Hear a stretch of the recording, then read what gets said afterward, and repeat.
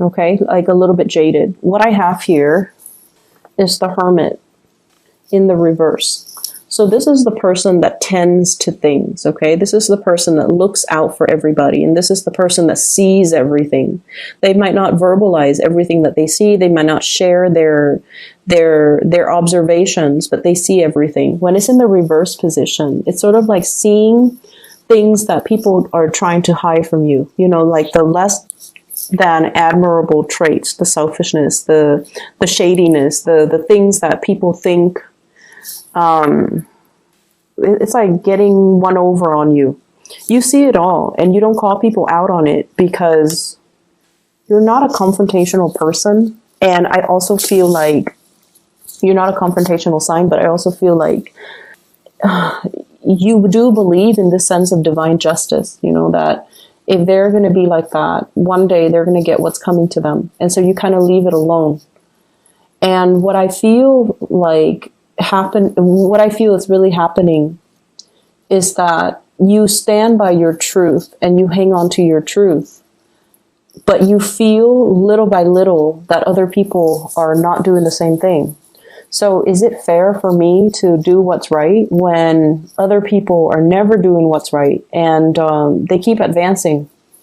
Okay, you're questioning whether or not divine justice exists.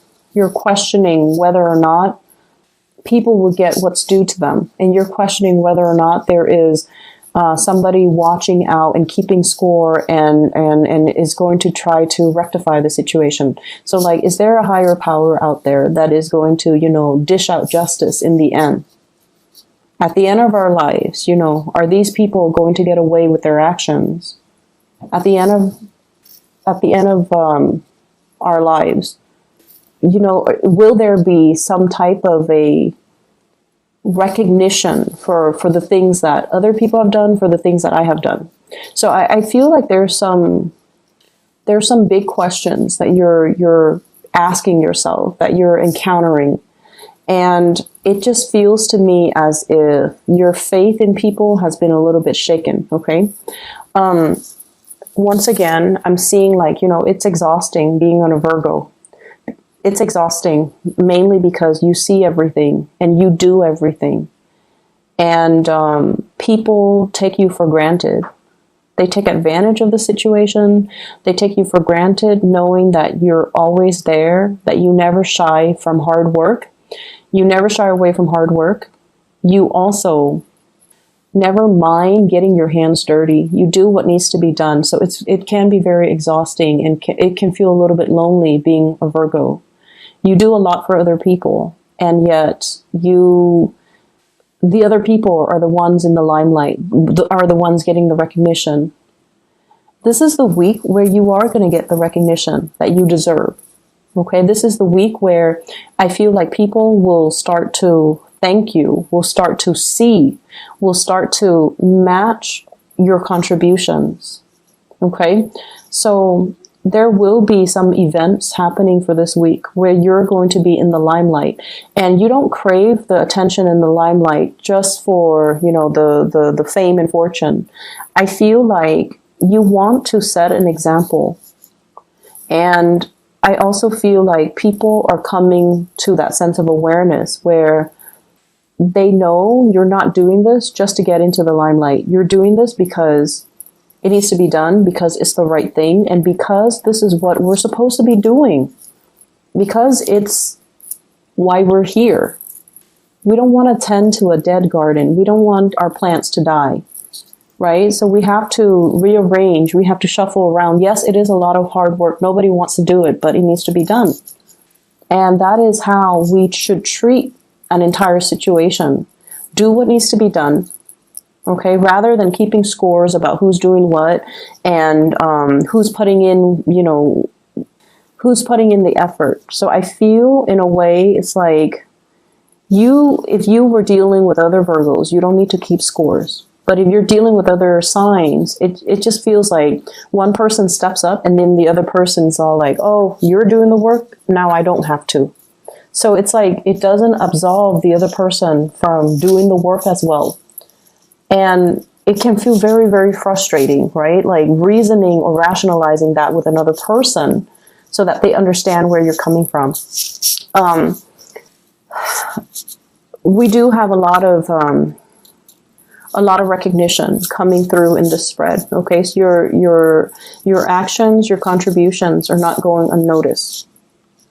You have somebody that is kind of like living in your shadows, and they're emulating you, and they're going to look at you, and they're just going to be like, I want to be like that Virgo. So you're setting a really good example, or you're being a very positive role model for another person. And so sometimes we do things and we feel like we're not getting the thanks and the recognition for it. But I feel like there are always people watching. There will always be that sense of divine justice where, you know, maybe the unintended consequence is that somebody looks at what you're doing and they're just like, I'm going to be like that person. So you're changing hearts, like, you know, one person at a time. You're changing minds, one person at a time. So it doesn't feel to me like it's this extravagant, you know, rush of good karma coming back to roost. But it seems like it's happening little by little, and it's going to change the trajectory of everybody that's involved, like the mindset or the life trajectory or the choices that they're making in the future, little by little. The change is, it's like you have been on the forefront of this new wave of change, and you're getting the ball rolling. So, you know, like how if you're pushing a boulder, right? The first few initial pushes, it seems really, really, really difficult. It feels so heavy. But once it starts going, it's going to gain traction and momentum, and it's going to snowball and just, you know, get larger and bigger, okay? And in general, just gain velocity. So I feel like it can feel like a daunting task pushing a boulder. But once things get going, it's going to be a lot easier. Okay, so trust in the process and trust that one day you're going to get to the end of, you know, the light at the tunnel, and it's going to be all worth it. So one day you're going to have that clarity. One day you're going to have that sense of divine justice. And one day none of these things will matter because people will be emulating, you know, your behavior, and they will try to do the right thing. I do feel as well, there's a lot of communication here. Check your emails, really fast, time-sensitive type of communication. You guys are really good timekeepers, and you're very good about, you know, marking your calendars, keeping track of start dates and due dates and end dates. But I feel like something's in the works that you have to respond to. And I feel like some of them could be like invitation. And, you know, somebody is just like all of a sudden thinking about you. They shoot you an email and they're like, do you want to go to this party, you know, tomorrow or tonight? So I feel like last minute communication for opportunities for fun, for excitement, for going out, for socializing, for reconnecting with people that you've been longing to hear from, but they're very time sensitive. Okay, so these are like unexpected communication coming through from people, and it's very fast. And, you know, there's like a short window of opportunity for you to respond. So check your emails, check your messages, make sure that if it takes, my rule of thumb when it comes to emails or communication in general, if it takes me less than 30 seconds to respond, I try to respond right then and there. If it takes me longer than a minute, then I, you know, don't respond to it until I have time. So that is something that I feel like, you know, you want to have a system to organize like what is worth responding to. And rather than just, you know, reading them or reading the emails or the text messages and then forgetting about them, because I feel like you have to respond in a time-sensitive manner. I'm also seeing as well, for those who are single, there has been a past relationship you have left behind as well. And I feel like, you know, you're coming into a space where career is going really, really well. Like you don't have financial issues that I'm seeing in this spread.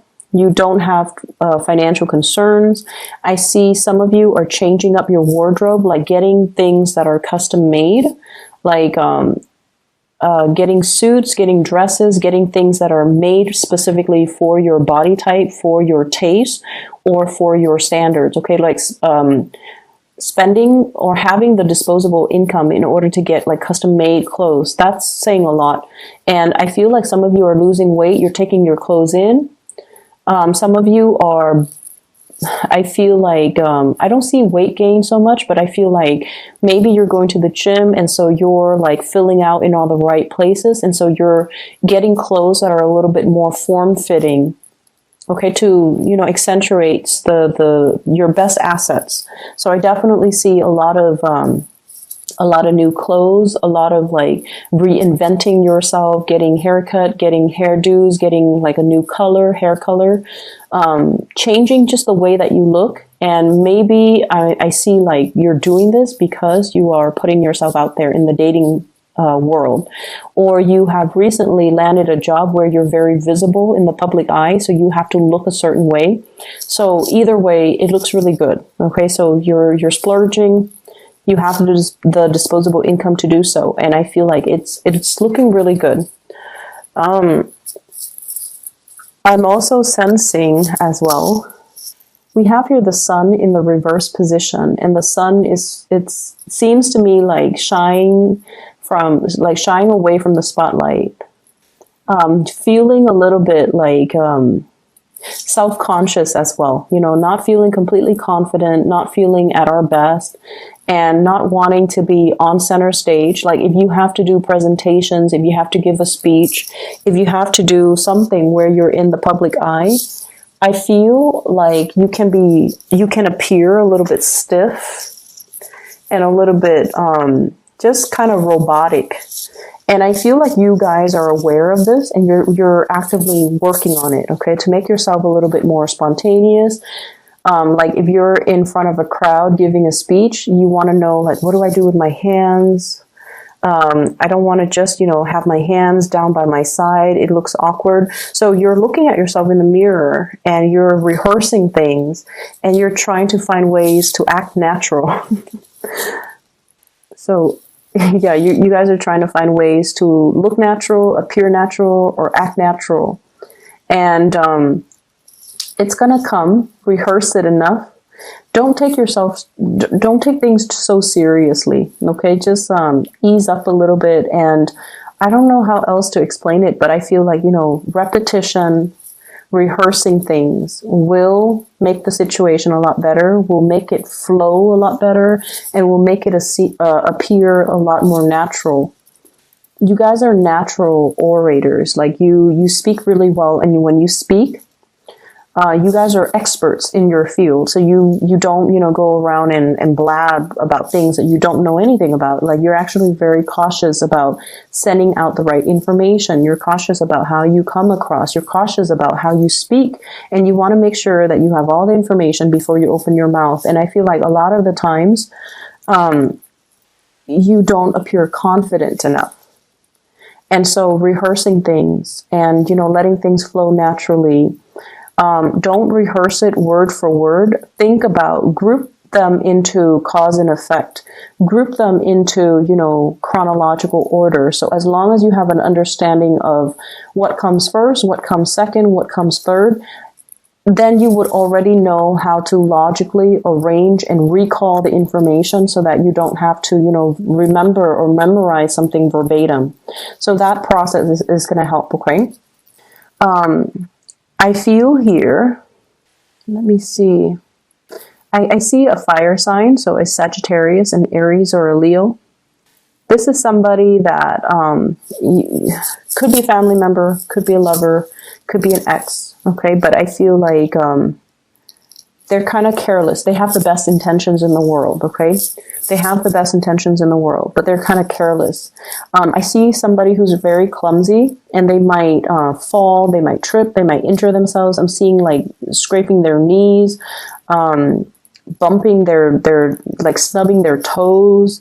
So they're very, very careless. And I feel like they're going to be around your space, or there's going to be a lot of interaction with this person. And they're quite comical. They're very careless. And I feel like Their communication is very clumsy. You're going to be getting a lot of communication from this person. I'm also seeing an air sign. So this is an Aquarius, a Gemini, or a Libra. And this is somebody that they're very, very, very intelligent. But I also feel like they're definitely emotionally kind of stunted, emotionally unaware. They're a little bit emotionally underdeveloped or unaware, so they're not really conscious about how they come across to other people. They seem to me to be a little bit harsh, and I feel like there's a lot of communication between you and this person, and they're coming to you and they're asking you, hey, what's wrong with the way that I talk? Is there anything wrong with the way that I appear? Like they're asking you about, they're asking for you for your opinions about them, because they're facing a situation where they're not able to either make friends, or they're not able to maintain relationships, or they're not able to work with other people. That's what I'm sensing. So I feel like you're in a position where you're kind of shedding light on a situation, hence, moving that flower pot into the sun. You're shedding light into the situation. You're able to give advice, or you're able to shed light into for a person. You're able to shine a light for a person regarding a situation or a problem that they've had.